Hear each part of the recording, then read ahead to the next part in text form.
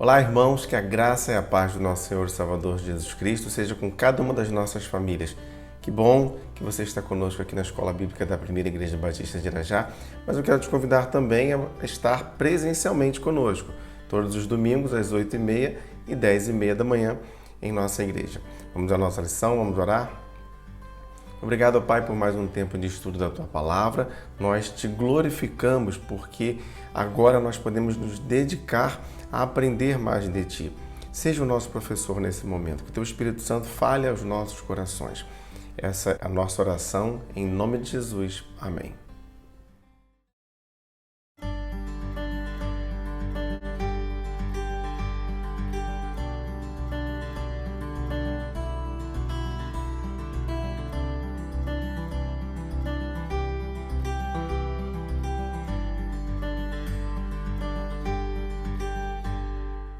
O Ministério da Palavra. Bom, o Ministério da Palavra é algo muito sublime. Esse chamado ele tem implicações para aquele que é chamado durante toda a sua vida e não apenas durante algum tempo. Essa vocação ela é irrevogável. Primeira carta de Paulo a Timóteo, capítulo 4, verso 6. Se você transmitir essas instruções aos irmãos, será um bom ministro de Cristo Jesus, nutrido com as verdades da fé e da boa doutrina que tem seguido.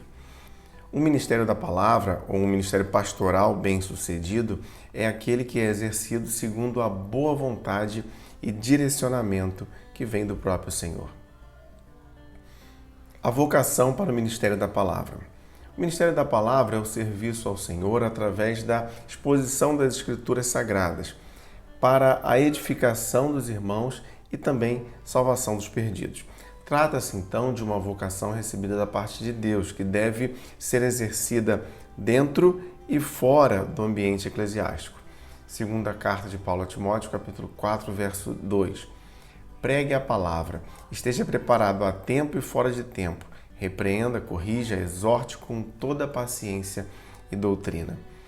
Essa vocação é uma escolha de Deus, que separa então certos homens para o singular ministério da palavra.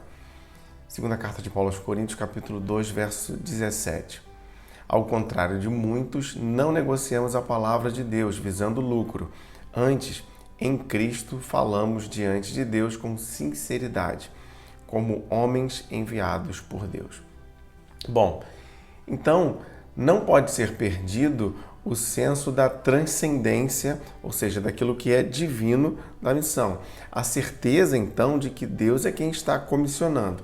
Quando isso é perdido, a pessoa se torna apenas um comerciante, alguém que está apresentando uma espécie de mercadoria. O apóstolo Paulo é um exemplo de alguém que tinha certeza da sua comissão divina, tanto que ele inicia a maioria das suas cartas declarando que é apóstolo pela vontade de Deus. Por exemplo, 1 e 2 Coríntios, Efésios, Colossenses, 1 e 2 Timóteo e também Tito. Na carta aos Romanos, Paulo ele vai ser bem enfático. Romanos 1:1. Paulo, servo de Cristo, chamado para ser apóstolo, separado para o evangelho de Deus. E no verso 5. Por meio dele, por causa do seu nome, recebemos graça e apostolado para chamar dentre todas as nações um povo para a obediência que vem pela fé. O chamado de Deus para o ministério, então, ele não é apenas uma consequência da salvação, mas trata-se de uma convicção específica para servir a igreja. Por isso é necessário ter a certeza e a consciência da relevância do seu serviço para o corpo de Cristo. Efésios capítulo 4, verso 12. Com o fim de preparar os santos para a obra do ministério, para que o corpo de Cristo seja edificado. A missão do ministério da palavra. Atos capítulo 20, verso 24. Todavia não me importo nem considero a minha vida de valor algum para mim mesmo, se tão somente puder terminar a corrida e completar o ministério que o Senhor Jesus me confiou de testemunhar o evangelho da graça de Deus. Bom, o pregador da palavra ele é um porta-voz da mensagem de Deus. Assim, o Espírito Santo ele é imprescindível ao cumprimento dessa missão, para que o pregador não caia no erro de falar apenas de si mesmo. O Espírito Santo ele trará a certeza do comissionamento ao ministério da palavra. Ele será o elemento confirmador da vocação. E esta vocação será desenvolvida tendo por base a confiança total no poder de Deus. A vida do pregador ela passará a ser coerente com a sua doutrina, agindo segundo a autoridade de Deus de forma responsável e humilde. O alcance do ministério da palavra. Bom, a finalidade do ministério da palavra ela é dupla: proclamar as boas novas aos perdidos e também apacentar os salvos. 1 Coríntios capítulo 1, verso 21. Visto que na sabedoria de Deus o mundo não o conheceu por meio da sabedoria humana, agradou a Deus salvar aqueles que creem por meio da loucura da pregação. Então, cabe à igreja local a responsabilidade de reconhecer publicamente aquele que demonstra a vocação divina ao ministério da palavra. Mas, nesse sentido, a palavra mesmo ela vai nos apresentar alguns itens que são esperados do vocacionado. Primeira carta de Paulo a Timóteo, capítulo 3, versos de 1 a 7. Esta afirmação é digna de confiança. Se alguém deseja ser bispo, deseja uma nobre função. É necessário, pois, que o bispo seja irrepreensível, marido de uma só mulher, sóbrio, prudente, respeitável, hospitaleiro e apto a ensinar. Não deve ser apegado ao vinho nem violento, mas sim amável, pacífico e não apegado ao dinheiro. Ele deve governar bem a sua própria família, tendo os filhos sujeitos a ele, com toda a dignidade. Pois se alguém não sabe governar sua própria família, como poderá cuidar da igreja de Deus? Não pode ser recém-convertido para que não se ensoberbeça e caia na mesma condenação em que caiu o diabo. Também deve ter boa reputação perante os de fora, para que não caia em descrédito nem na cilada do diabo. Irmãos, a consagração ao ministério, ela trata-se de um ato solene, onde o candidato é submetido a um concílio de pastores, convocado esse concílio pela igreja, para que, uma vez reconhecido e confirmado o seu chamado, ele seja consagrado com imposição de mãos. Primeira carta de Paulo a Timóteo, capítulo 4, verso 14. Não negligencie o dom que lhe foi dado por mensagem profética com imposição de mãos dos presbíteros. E a dependência, então, dependência de Deus, ela deve ser a marca daquele que é chamado ao ministério da palavra. Atos 6, de 1 a 4. Naqueles dias, crescendo o número de discípulos, os judeus de fala grega, entre eles, se queixavam dos judeus de fala hebraica, porque suas viúvas estavam sendo esquecidas na distribuição diária de alimento. Por isso, os 12 reuniram todos os discípulos e disseram: não é certo negligenciarmos o ministério da palavra a fim de servir às mesas. Irmãos, escolham entre vocês 7 homens de bom testemunho, cheios do Espírito Santo e de sabedoria. Passaremos a eles essa tarefa e nos dedicaremos à oração e ao ministério da palavra. Assim, irmãos, a igreja ela deve cuidar e sustentar adequada e dignamente os que se dedicam exclusivamente ao ministério da palavra. O obreiro, ele tem como responsabilidade o cuidar de si mesmo e da doutrina, o cuidar de sua família com amor e com responsabilidade. Ele deve manter viva a sua vida de oração, deve ser alguém dedicado ao estudo, aplicado a estudar a palavra, deve ser cuidadoso com as ovelhas do Senhor, alguém que treina outros líderes, alguém que evangeliza, que discipula, que tem zelo com o culto e também com a pregação da palavra, que observa as ordenanças e que mantém constante vigilância.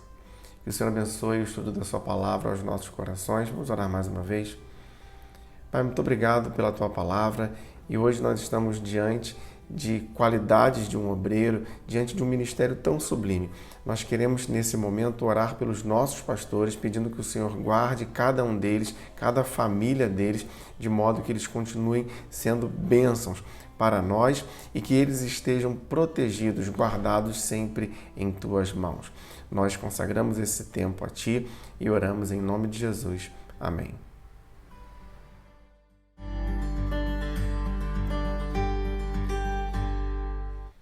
E se você gostaria de enviar sua dúvida ou comentário sobre a lição, você pode fazer isso através do e-mail ou das redes sociais. Não se esqueça de inscrever-se no canal, ativar as notificações e compartilhar os vídeos. Além disso, você pode seguir as redes sociais. EBD, Igreja de Irajá, e Missões, Igreja de Irajá. Muito obrigado por você que nos acompanha na Escola Bíblica da Primeira Igreja Batista de Irajá. Lembre-se, leia, estude, entenda a Bíblia.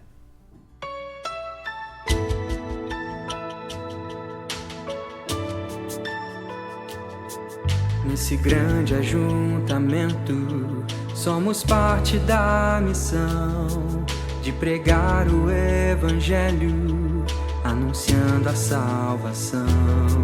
Mas sozinhos e isolados não podemos avançar.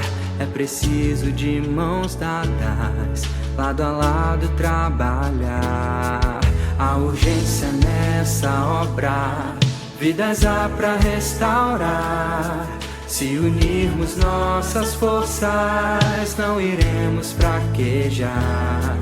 Jesus Cristo, a esperança para esta geração. Trabalhando em unidade, vamos transformar a nossa nação.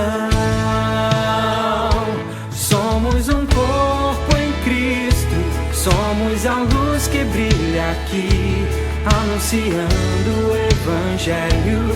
Vamos juntos prosseguir, somando nossas forças, completaremos a missão de proclamar as boas novas. Só Cristo é a solução.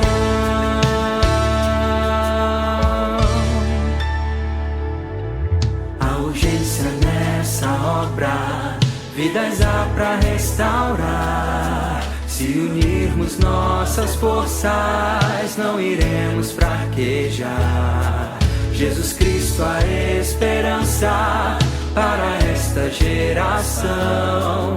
Trabalhando em unidade, vamos transformar a nossa nação. Somos um corpo em Cristo, somos a luz que brilha aqui, anunciando o Evangelho. Vamos juntos prosseguir, somando nossas forças, completaremos a missão de proclamar as boas novas. Só Cristo é a solução.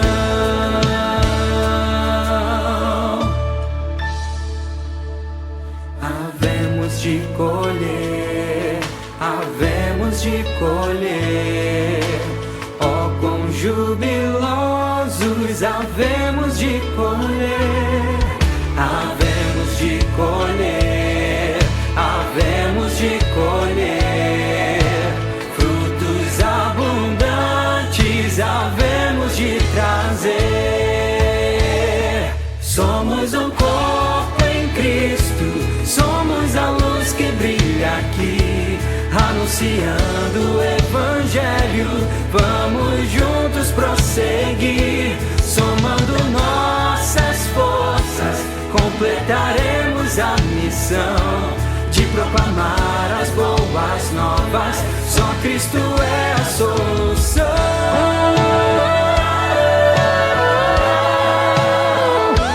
Somos um corpo em Cristo, somos a luz que brilha aqui, anunciando o Evangelho. Vamos juntos prosseguir, somando nossas forças, completaremos a missão de proclamar as boas novas. Só Cristo é a solução.